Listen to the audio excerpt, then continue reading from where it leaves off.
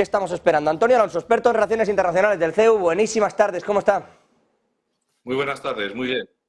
Bueno, Polonia va aumentando, va echando poquito a poquito también grano al tema. Lo digo porque hasta ahora el misil que cayó en abril, bueno, incluso habían dicho en alguna filtración que podría ser de los propios polacos. Y de pronto, tantos y tantos medios reconociendo, no, el misil es ruso abiertamente, cambiamos el nombre a una ciudad en honor a un exmandatario soviético, etcétera, etcétera. Parece claro, porque además han tenido un conflicto importante con un caza ruso que ha volado muy cerca y realizando una serie de maniobras peligrosas, han dicho, y agresivas, en contra de un caza polaco que realizaba maniobras europeas de defensa de la frontera europea con Frontex. Claro, con todo esto, ¿qué quiere Polonia? ¿Que intervenga la OTAN? Bueno, la verdad es que, según iba relatando todo lo que ha pasado con respecto a los roces, ¿no?, entre Polonia y Rusia, la verdad es que uno echa de menos esos momentos de la Guerra Fría en el que cada mandatario tenía los nervios de acero y había contención, ¿no? Ahora parece que se está en la dinámica contraria, que es la de exacerbar al máximo cada pequeño detalle para efectivamente buscar la mínima excusa para lanzarse, ¿no? O por lo menos para enseñar los dientes, que se llama, ¿no? Y esto es una cuestión muy importante porque, en fin, estamos en esa dinámica y en esa retórica que es la contraria a buscar la paz. Y esto hay que subrayarlo, porque ayer Antonio Guterres en Extremadura, en Yuste, donde se retiró Carlos V en ese monasterio, además, la entrega de premios se hizo en la misma iglesia, pues a la que asistía el emperador a la Eucaristía en sus últimos días, ¿no? Entonces, en esa misma iglesia, donde también habló el rey, Guterres dice, hombre, si queremos resolver las cosas hay que enviar más propuestas de paz y menos balas. Y es que estamos, por lo menos, Polonia y los bálticos, están desde hace ya 10 años por lo menos, 10 años, están buscando la manera de mostrarle a Rusia que aquí hay un muro y que por aquí no se puede pasar. Son bastantes las veces que incluso aviones españoles, que también están patrullando por el espacio aéreo de los bálticos, han detectado y han avisado a los rusos, a cazas rusos, de, oiga, por favor, esto no se puede hacer. Pero una cosa es la contención de un piloto español de la OTAN y otra cosa es ya pues el papel, la histeria, ¿no? Que es ciertamente entendible desde su punto de vista de los bálticos y de los polacos, porque la historia manda y la historia pesa y la historia dice que esos territorios, los bálticos y los polacos, en los últimos 2-3 siglos, pues han sido ocupadas en numerosas ocasiones por los rusos. Y la cuestión que hay que subrayar es que la historia no se ha acabado y que eso puede volver a suceder. ¿Es posible que eso suceda ahora con Putin? Es atribuirle a Putin un deseo que a lo mejor no tiene. Pero desde luego la actitud de polacos y de los bálticos es la de buscar la mínima excusa para mostrar los dientes. Es decir, no se está en la dinámica de buscar la paz, la contención, ni el arreglo pacífico de las controversias, sino simplemente de mostrar fuerza. Y por ese camino, pues al final, por H o por B, lo que va a pasar es que va a estallar, digamos, un conflicto armado abierto y ya, efectivamente, con un país de la OTAN. Iba a decirle, Antonio, dentro de toda esta polémica, yo recuerdo que además en noviembre, cuando ocurrió el suceso con el antiaéreo ucraniano que pasó a territorio polaco y fallecieron 2 polacos, Polonia dijo que eran misiles rusos. Y luego es verdad que hubo una cumbre durante la noche en la que el propio Joe Biden decía, oye, cuidado, no calentemos el ambiente y examinemos bien y veamos. Ya no se sabe si aquello fue ruso o no fue ruso. Desde luego lo que quedó claro es que fue ucraniano, o la versión oficial de todo el mundo al final, incluido Polonia, esto fue ucraniano, ha sido un misil de defensa que se ha salido de la trayectoria y ha dado aquí. Pero es verdad que la primera intención de Polonia era, oiga, atribuírselo a Rusia. Aquí ha ocurrido algo, digamos, en sentido contrario. Encuentran el misil y dicen en principio, bueno, podría ser nuestro.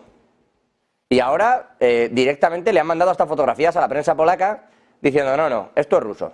Entonces, esa sensación que dice usted, claro, parece cada vez más evidente en busca del conflicto, pero entre esto, el abandono ahora que pide Putin del Tratado de Armas Convencionales, aunque de facto desde 2015 no lo cumplieran, pero ahora pide un abandono formal del Tratado de Armas Convencionales en Europa. Entonces la sensación que da es que esto va a escalar.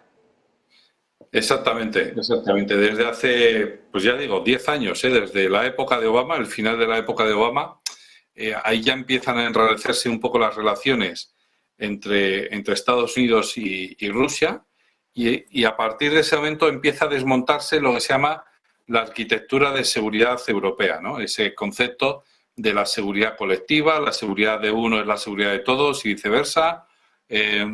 Vamos a intentar llegar a acuerdos por los cuales nos damos una serie de garantías los unos a los otros, nos damos una serie de medidas de creación de confianza los unos a los otros, de tal manera que tú no entiendas ningún movimiento mío como hostil contra ti. Ya digo, eso pertenece a la época de la Guerra Fría, del final de la Guerra Fría, que digamos, es una dinámica totalmente distinta, no, la opuesta a la que estamos ahora. Ahora ya no estamos en una dinámica de enfriar los ánimos, sino de calentar los ánimos. Estamos en una dinámica de buscar culpables y de buscar reacciones cuanto más rápidas mejor y cuanto más desproporcionadas mejor. Es decir, no estamos todavía en la época de la doctrina de las represalias masivas, que era, hay que tenerlo en cuenta, era una época al principio de la Guerra Fría en la que solo Estados Unidos tenía bombas nucleares y entonces Estados Unidos podía permitirse el lujo de denunciar esa doctrina por la cual si la Unión Soviética atacaba a uno de los aliados de Estados Unidos se guardaba el derecho de atacar donde fuera y como fuera. Y en ese como fuera se iba sobreentendido el uso de armas nucleares. Ahora estamos en esa otra dinámica totalmente contraria, por la cual Polonia, pues obviamente y ciertamente se está poniendo nerviosa. Por una cuestión muy, muy sencilla, por esa frase que han ido soltando tanto Biden como Josep Borrell, como Ursula von der Leyen, que es Ucrania no puede perder la guerra. Y la cuestión es que efectivamente ya llevamos 15 meses de guerra y esto Rusia no lo acaba de ganar, pero tampoco lo acaba de perder. Y este es el principal problema. Los polacos se están poniendo nerviosos y o bien hay un final cercano o bien se va a buscar cualquier excusa para prolongar el conflicto, para extender el conflicto, para escalar el conflicto, sea de manera vertical, es decir, usando armas todavía más potentes, o bien de manera horizontal, la escalada horizontal, que es extender los límites territoriales del conflicto, incluido Polonia. De todas formas, yo he escuchado hoy mismo, ¿no?, algún comentario sobre el día del desfile de la victoria de ayer y hablaba un comentarista que en teoría es experto militar diciendo, claro, es que Rusia no ha sido capaz de ganar, el gran ejército ruso no ha sido capaz de vencer al minúsculo ejército ucraniano. Claro, es que en ese análisis... Es que no es solo el minúsculo ejército ucraniano, claro, sí. Claro. Puede ser el ejército exterior o un ejército de terceros mejor financiado en la historia. Claro. Y no solo el mejor financiado en la historia de Ucrania, sino que hay que comparar las cifras que se está gastando Estados Unidos en Ucrania y supera con creces nuestro propio presupuesto en defensa. Entonces, y supera con creces, por supuesto, atención, todo lo que se ha gastado Estados Unidos en este año supera, por supuesto, el presupuesto de Rusia, ¿no? Entonces, no es una lucha desigual entre Rusia y Ucrania, es que aquí hay un tercero, efectivamente, que le está ayudando sobremanera. Y precisamente esta es la cuestión, ¿no? Es decir, es la conciencia de nuestros líderes europeos de que esta es una guerra que no se puede perder y hay que echar toda la carne en el asador. ¿Que hay que sacar dinero de las carreteras para llevárselo en armas a Ucrania? Se le da. ¿Que hay que sacarlo de los hospitales, da igual de donde sea que haya que sacar el dinero, hay que dárselo a Ucrania, porque, digamos, es el tapón que nos hace el Estado, el conflicto, que nos hace de tapón frente a Rusia. Esta es la conciencia que hay entre nuestros líderes europeos, sea acertada o no. Es la toma de decisiones que están haciendo en estos momentos, y cuidado, son totalmente irresponsables en el sentido de que esta es su toma de decisiones y no tienen que rendir cuentas a nadie. ¿Van a rendir cuentas al Parlamento Europeo? No, allí van a explicar lo que han hecho, que es un auditorio convencidísimo, ¿no?, de todo esto. Pero ellos no tienen que presentarse a ningún tipo de elecciones, y eso también me gustaría subrayarlo, ¿no?, que la democracia en la Unión Europea pues es muy indirecta, ¿no?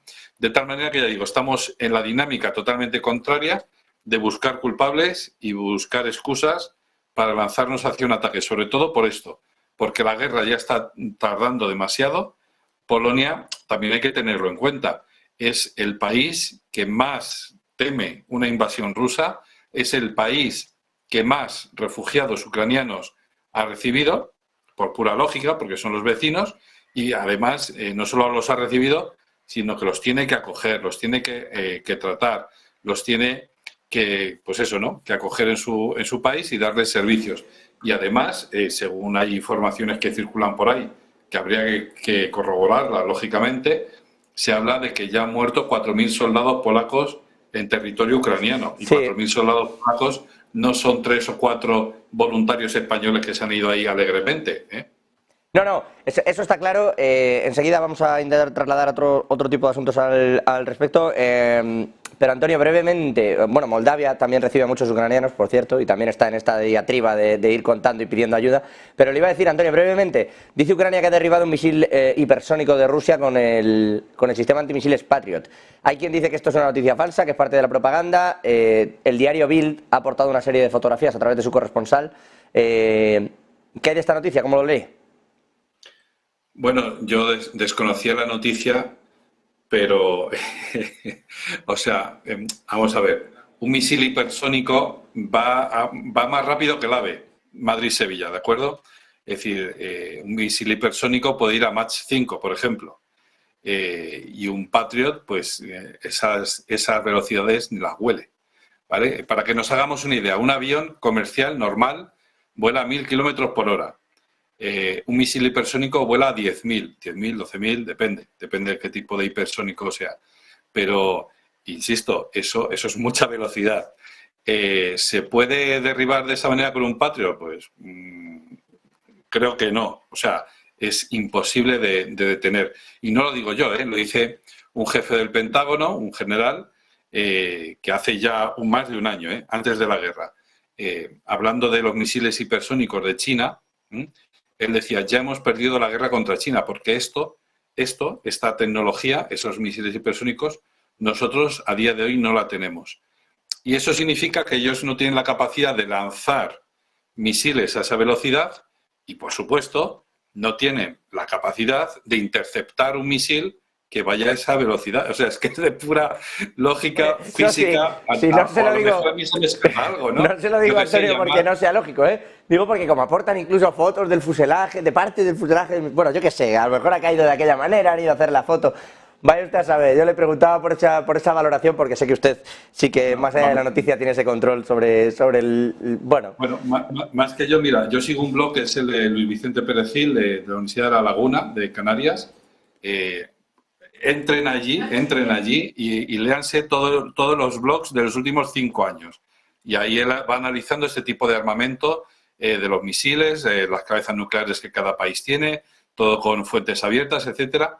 Es más fácil que se les haya estropeado a los rusos en pleno vuelo que haya sido destruido por un Patriot. Vamos, es de todo cajón, ¿eh? O sea, es que yo no sé cómo hacer signos aquí. Me quedo con la reflexión, Antonio. Antonio Alonso, experto en relaciones internacionales del CEU. Siempre es un gusto. Abrazo fuerte. Un abrazo, José. Un abrazo. Chao. Vamos a seguir mirando aquí. Yo no sé si quiere comentar algo.